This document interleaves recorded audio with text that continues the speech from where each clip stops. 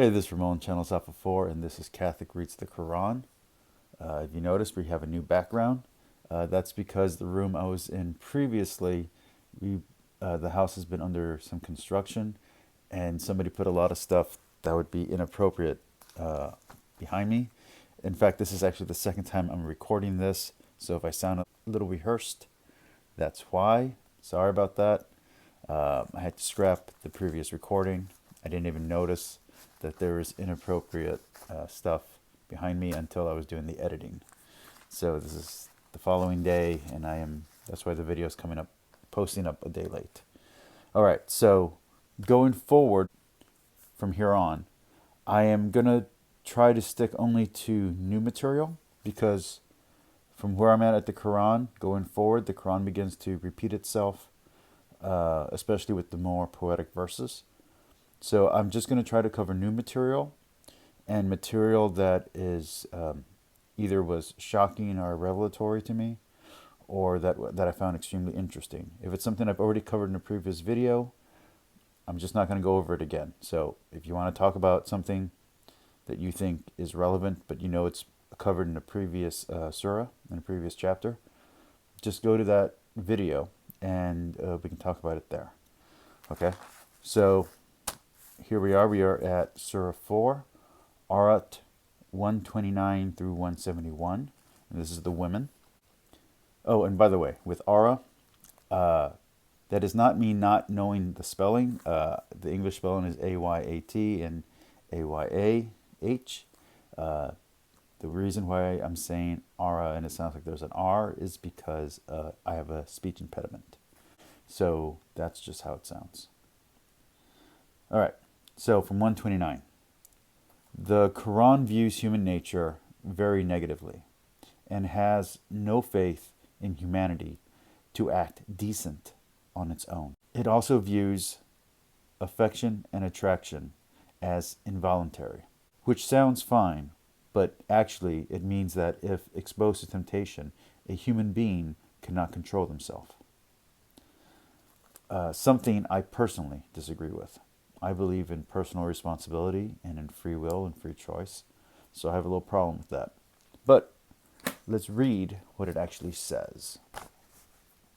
Okay, so this is 129. And if a verse starts off a verse earlier, but it's mid-verse, I'm just going to start off where it starts. I'm not going to go all the way back to the previous, to the whole previous verse. So I'm just going to read the verse that I'm dealing with, and if it's a mid-sentence verse, I will also read the beginning and end of the sentence. All right. If you want more context than that, read the book yourself. All right.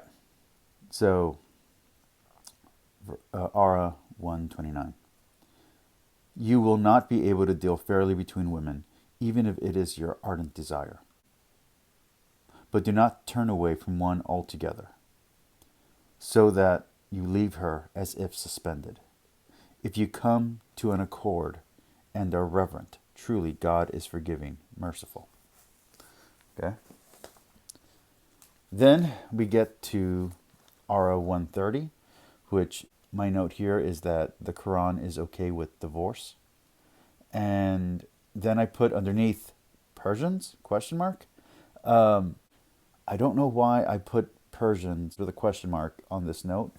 I don't know. All right, so this is 130. If the two separate, God will enrich both out of his abundance, and God is all-encompassing, wise. I have no idea what that has to do with Persians. Maybe later on in the text, something with Persia comes up. I don't know.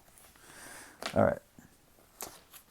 Oh, and that's actually something I'm going to mention. I'm not claiming to be an expert. So those in my comments who keep on saying, hey, you're not an expert. I'm not an expert. I'm simply asking questions. And I'm commenting on what I'm reading and giving my opinion as I read, as I go. These notes are months old. See? Notes. They're months old. I'm way beyond this in the Quran already. These are from about 3 months ago. And I'm just catching up to putting this on video. But yeah, this is just my thoughts as I'm reading the Quran for the first time. And this is now where I'm at in the Quran now is all new material to me. So that's just what that is. All right. From Ara 157.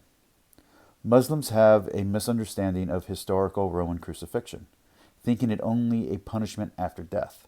They also have a theological problem of divine deception. They deny the divinity and crucifixion, as well as the death of Christ, something believing Christians and Catholics affirm. Their comments on the subject, both the ideas they attest and the ideas they deny, are more Gnostic in nature than biblical. So a lot of the stuff that they talk about, a lot of the stuff the Quran speaks on specifically are Gnostic ideas. So stuff from like the Gospel of Thomas and stuff like that.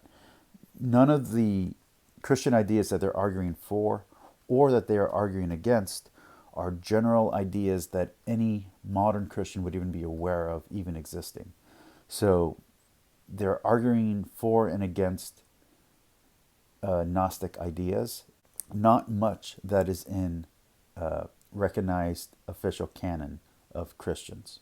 So that's just a problem when it comes to interacting between the two faiths, is that they're mostly concerned with ideas that of Christianity that a modern Christian wouldn't even have any idea even exist.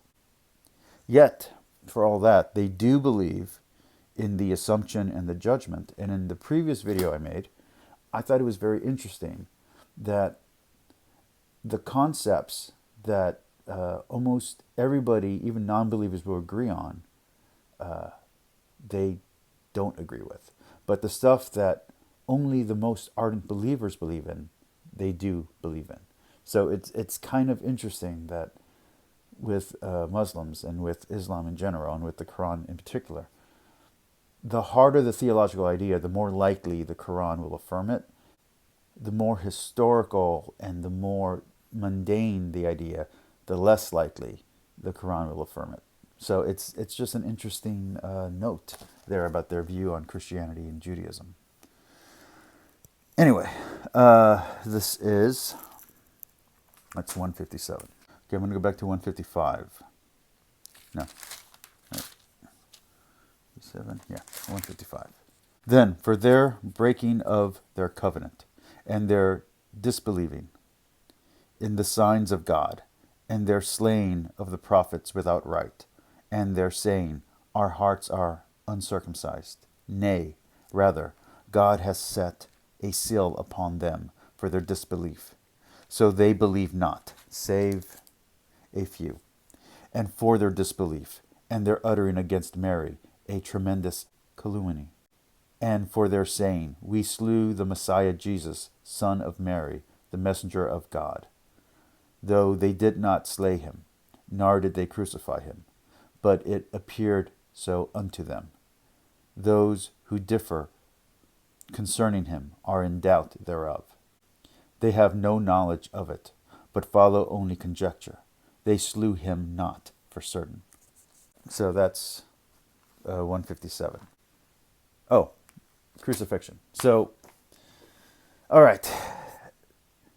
So later on in the Quran, you'll notice that they will have crucifixion. I believe it's in Egypt. Crucifixion was not happening in Egypt at that time. It just wasn't. It wasn't an idea that was introduced there.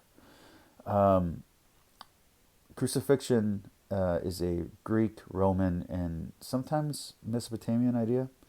And in each culture, crucifixion is slightly different, but crucifixion is always a torturous death. You're not crucified after you die. You're crucified before you die. There are different types of crucifixion. There's being put on a cross, which is the one that we all know, and that's the Roman one.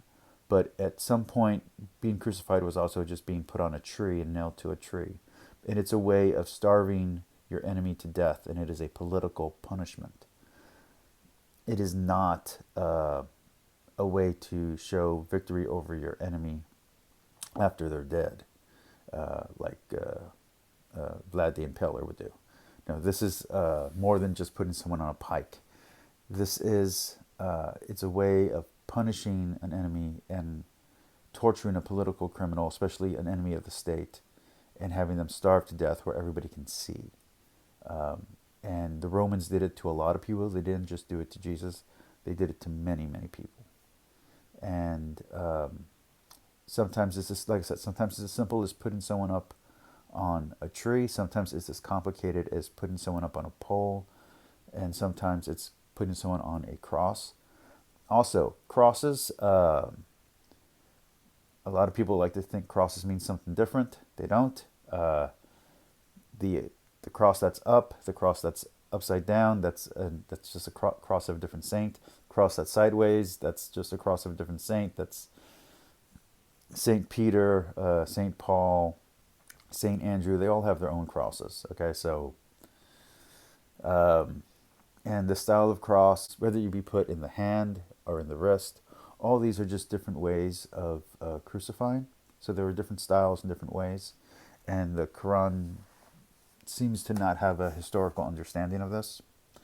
So that's interesting. R164. Some prophets are unknown or haven't been revealed yet. So let's read that. We got to go back a little bit to 163.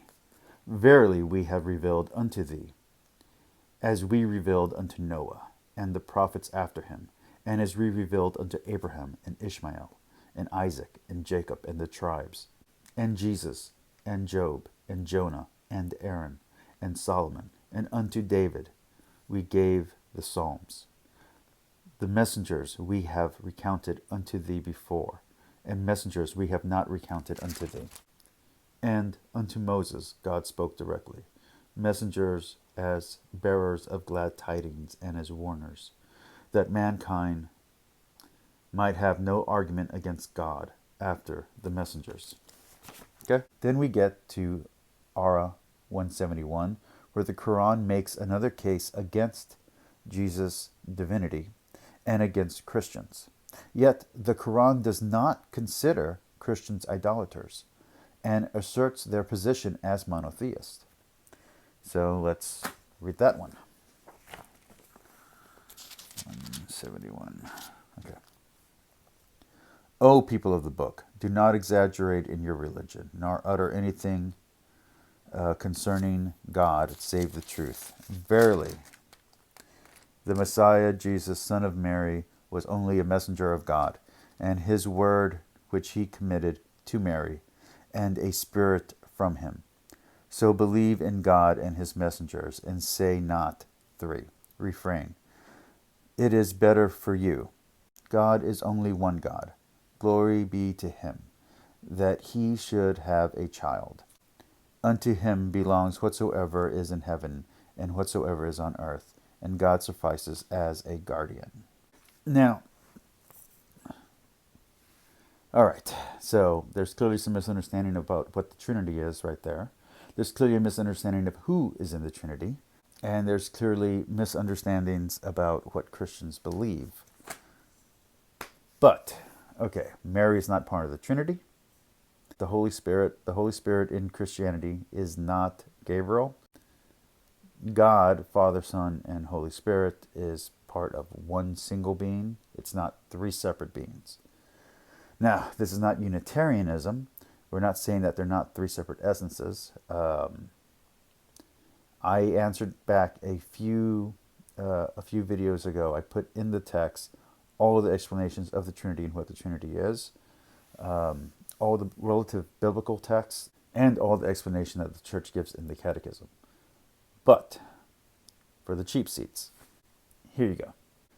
Our perceptions are limited as human beings, so we can only understand God through the Father, through the Son, through the Holy Spirit. Just to be very clear, Mary is not part of the Trinity. Gabriel is not part of the Trinity. And Jesus and the Holy Spirit and God are one being with 3 essences. To go beyond that, go back to my I think 3 videos ago. I think it was answering Muslim questions. I put in block text an explanation of the Trinity there. That is much better than anything I'm going to verbalize here. Also, side note, and this is very important, okay?